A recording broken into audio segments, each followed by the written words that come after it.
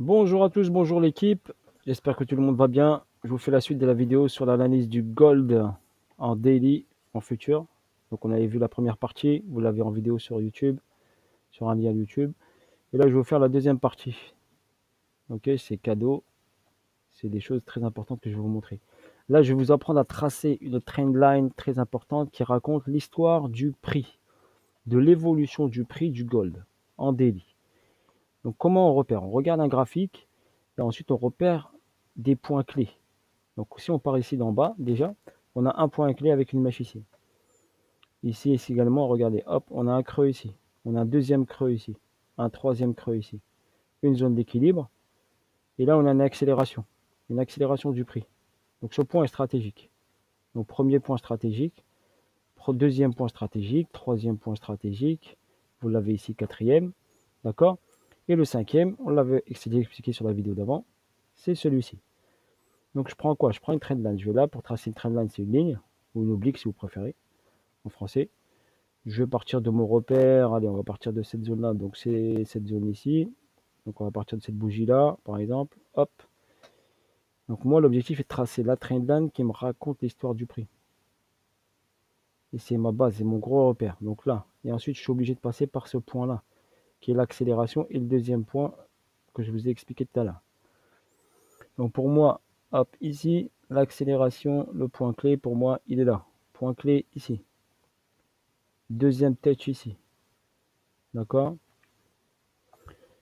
Ici, qu'est-ce qui se passe? Donc regardez, hop, on va l'ajuster un petit peu. Je vais l'ajuster un petit peu ici. Voilà. Clac.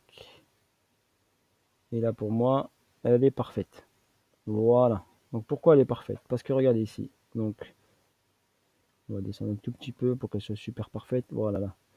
Donc ici, hop, ça mèche. Boum, ça fait un creux, ça revient sur ce point, sur cette ligne. Ça redescend, ça revient sur cette ligne, sur cette trendline. Ensuite, ça redescend, mais ça revient dessus. Là, c'est coronavirus, mois de mars, boum, grosse chute. Hop, elle est remontée. On a refait le gap baissier. Ensuite, ça range, mais ça touche toujours cette ligne. Ça la teste. On l'a testé une fois, deux fois. Ça sortit un petit peu, c'est revenu. Trois fois, quatre fois. Ça revient ici, cinq fois. Et là, regardez, à la sixième, là, il sort avec une accélération magnifique. 18 1850 et boum, il va chercher son record à 20 075. Donc si vous aviez au préalable repéré cette ligne qui raconte l'histoire du prix, eh ben vous serez bien, car vous ne surveillez que cette ligne. Dès que le prix la passe, vous partez en buy.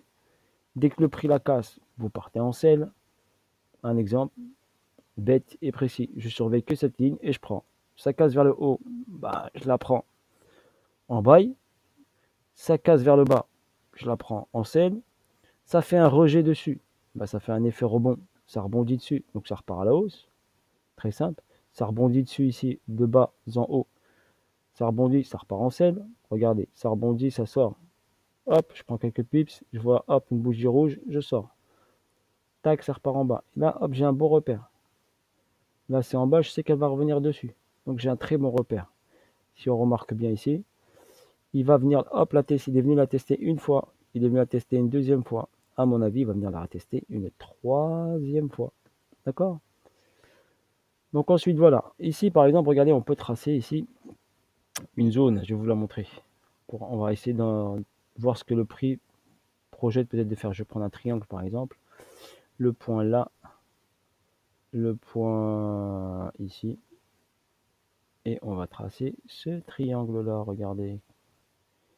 On va essayer d'aller chercher, hop, un petit point ici et le point bas. Et là, on va tracer un beau petit triangle.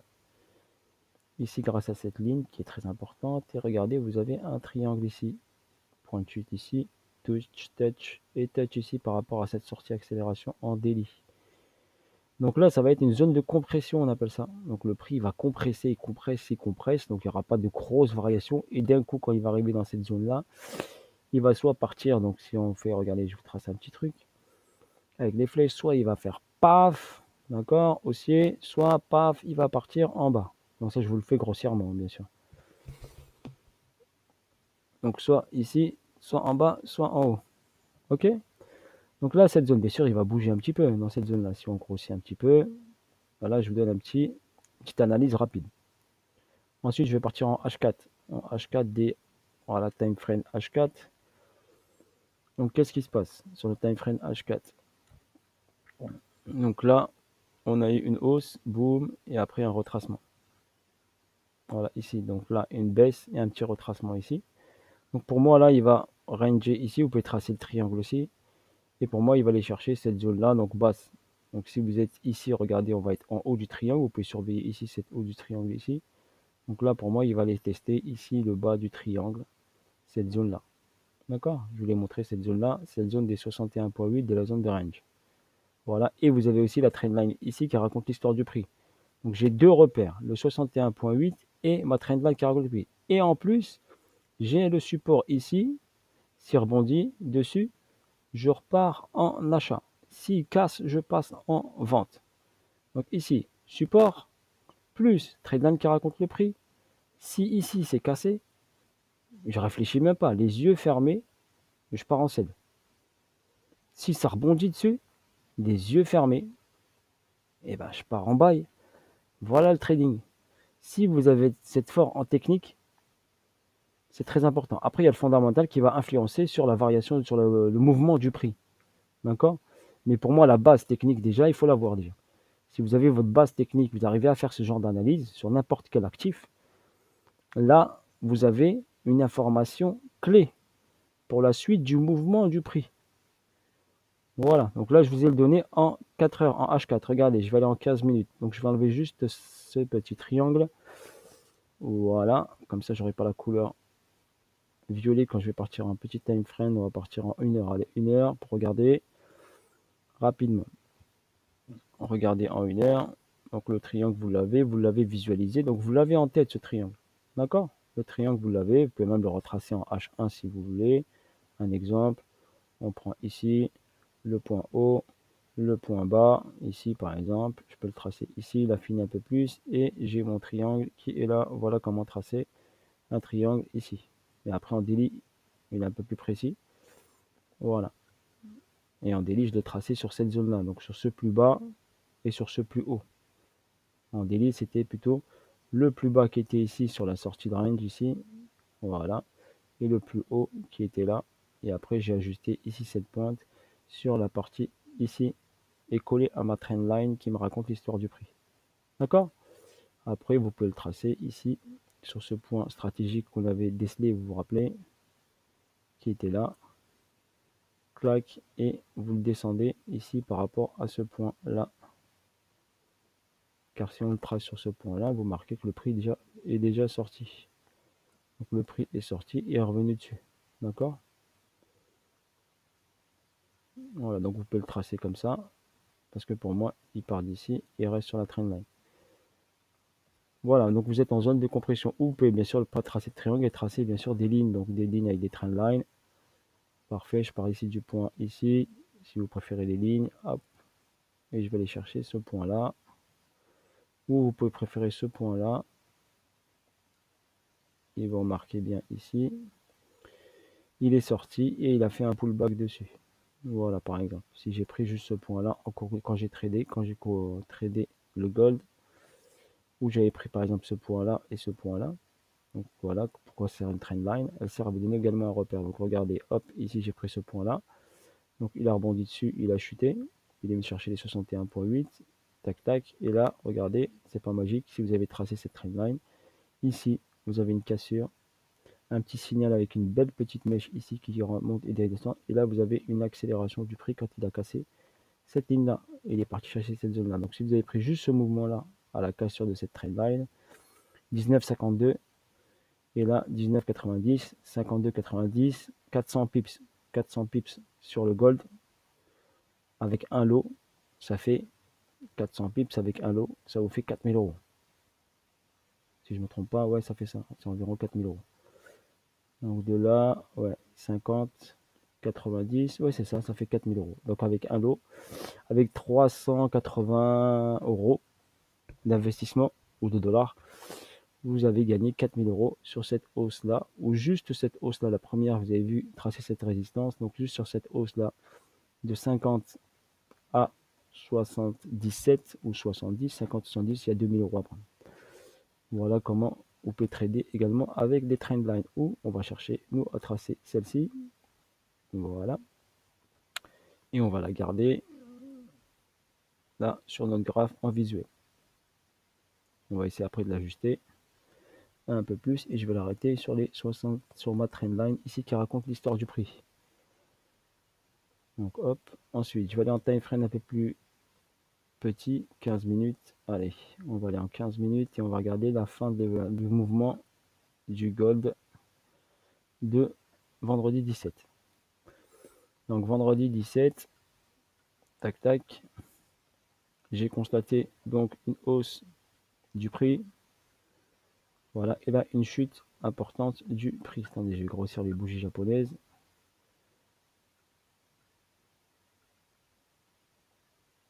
Voilà, donc on a une chute du prix et là une hausse du prix également. Donc on va aller ici considérer ici le 17, 17, 17, 17, clac clac. On était le 18, donc le 18 il a commencé. L'ouverture américaine, elle était là. Donc on avait un beau squeeze ici. Par exemple, hop, ouverture américaine, un beau petit squeeze ici. Je vous le marque. Donc un beau petit squeeze qui vous a donné l'information que le prix allait monter. Et donc on a eu ici une montée. Voilà, ça c'est un beau petit squeeze. Ça c'est un squeeze, mais vu que le corps de la bougie est un peu gros, c'est pas un beau squeeze. D'accord? Ça c'est un beau squeeze. Ok? Sur la clôture ici, on a eu un squeeze ici. D'accord? Mais pour moi, c'est pas un squeeze parce que c'était une bougie de clôture, donc elle peut redescendre. Donc pour moi, la seule bougie, le seul beau squeeze, il est là. D'accord? Tout le reste, vous avez des mèches et tout, mais c'est pas. Là, c'est une bougie d'indécision. Voilà, donc il faut travailler également vos bougies japonaises, et également regarder des vidéos sur les bougies japonaises pour vous perfectionner un petit peu. Donc après, si on trace le Fibo, par exemple, de retracement par rapport à cette longue chute, par exemple, donc si on trace le Fibo de retracement sur cette longue chute, donc là, il a retracé de combien? Le plus bas. On va chercher ici le plus haut. Et on va vérifier le retracement a été fait de combien. Donc si on constate bien par rapport à cette longue chute, d'accord, elle a été bien sûr par étapes, bien sûr. Donc il a touché les 61,8. Donc il a retracé de 61,8 qui est notre nombre d'or. N'oubliez pas, 61,8. Et après, il a redescendu au 38,2. D'accord? Donc c'est une zone ici qui a à surveiller. Donc si vous ne voulez pas vous casser la tête, d'accord? Si vous avez peur, le gold bien sûr il fait peur. D'accord? Donc on va ici essayer de tracer une zone d'équilibre. Donc zone d'équilibre ici, qu'on va partir ici du point le plus haut, je vais vous montrer, et sur le squeeze que je vous ai montré, le point le plus bas. Le petit squeeze, donc vous tracez cette zone-là, et vous surveillez cette zone-là. D'accord? Quand je ne suis pas très spécialiste, travaillez avec des zones. Donc j'ai choisi cette zone. J'ai un squeeze ici, mon prix qui est monté, j'ai cette zone, il est redescendu, j'ai une zone de travail qui est là. D'accord? Donc je peux rentrer en bas et vers le haut ou en sell vers le bas s'il casse cette zone avec force. Ça vous donne un petit repère pour pas faire trop d'erreurs. Parce que après ranger, trader dans cette zone-là, vous prenez hop au plus bas, d'accord? Si vous avez une mèche qui apparaît comme celle-ci, un petit squeeze, vous prenez ici, hop, et vous repartez chercher la zone en haut. Ça c'est un exemple de trading, d'accord, qu'on peut faire et rentrer, sortir rapidement. Par exemple là, si j'ai eu le squeeze, j'ai pris cette hausse, elle n'a pas duré énormément. 15h45, ouverture du marché américain. J'ai pris 16h. Et ici à 18h, en 2 heures. En 2 heures, j'ai pris combien de pips? 44, 57. Donc j'ai pris 130 pips, 130 points sur le gold. On va dire 100 points si vous êtes arrêté là par exemple. Voilà. Et c'est déjà pas mal. Voilà, grosso modo, je donne des petites indications. Après, l'analyse peut être plus poussée, avec des figures harmoniques, bien sûr, mais ça sera sur une autre vidéo pour vous préciser. Déjà travailler avec le Fibo, qui est déjà pas mal. Donc si on remarque bien, regardez par rapport à cette Fibo de prolongation de tendance, Ok, je vais le tracer, regardez. Si je vais chercher cette première impulsion baissière, regardez, et je reviens là, ça me donne un target au 1,618. Donc regardez, si je prends juste cette première impulsion baissière, cela veut dire que le prix a des chances de venir là. Donc qu'est-ce que vous faites dans ce genre de situation? Je vous donne une petite astuce. Petite astuce très importante. Voilà, donc là je prends, hop, ici, une trendline, je vais vous donner. Vous prenez ici la trendline, vous la tracez. D'accord? Ici, hop, vous tracez cette trendline. C'est un point de repère. Vous avez tracé votre Fibo de continuité de tendance. Ok? Et maintenant, vous faites rien du tout. Vous surveillez le marché, vous regardez, vous êtes patient. D'accord? Là, par exemple, il est 16 heures. Ok? Je surveille cette ligne. Quand le prix va casser cette trendline, d'accord? Ce petit point stratégique que j'ai tracé, je vais prendre en sell le gold. D'accord?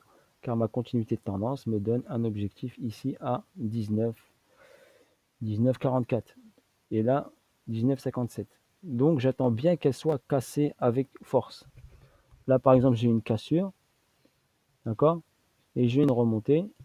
D'accord? Un petit test de la ligne qui a un point de repère, regardez, très important. Après, au lieu de le tracer sur la mèche, moi je préfère le tracer sur la mèche. Après, vous pouvez le tracer sur la bougie ici, sur le corps. D'accord? Ou mettre directement un rectangle. Par exemple, on peut mettre un petit rectangle si vous voulez. Une petite zone d'alerte. Là, par exemple, une petite zone d'alerte comme ici pour vous, visuellement, qui va vous donner un repère. Là, je vous donne quelque chose en or. Hein. Il n'y a pas beaucoup de gens qui vont vous donner ça. Regardez ça par rapport à cette première impulsion baissière. Regardez, si j'emmène ici cette zone-là, regardez, il est parti chercher quoi? Le 61,8 ici, regardez, il est parti chez cette zone-là. Donc pour moi, cette zone-là, d'accord, par rapport à cette repère-là, pour moi, c'est une zone de vente. Donc la preuve, ici, il est venu la toucher, boum, il est redescendu. Donc pour moi, le gold n'a pas fini sa chute. Donc il peut aller chercher plus bas. Si ensuite, je trade juste comme ça, d'accord, je trade là, hop, ça casse, boum, je prends une chute, hop, je sors. D'accord, ça si on n'est pas trop gourmand. Si on est vraiment spécialiste techniquement, d'accord, on va chercher cette grosse impulsion baissière qui est là. Et si on regarde bien, on a cette zone-là. Donc notre Fibo de continuité de tendance nous donne un objectif à 19,08. D'accord? Donc c'est possible que le prix aille chercher cette zone-là.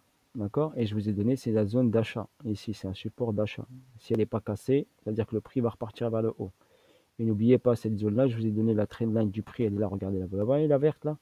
Donc c'est possible qu'il ne va pas chercher les 1,600 ou bien il va faire juste une mèche et boum, repartir. On va aller chercher cette zone-là. D'accord? Vu qu'on est dans une zone de compression. Voilà, je ne peux pas vous donner plus d'indications que ça.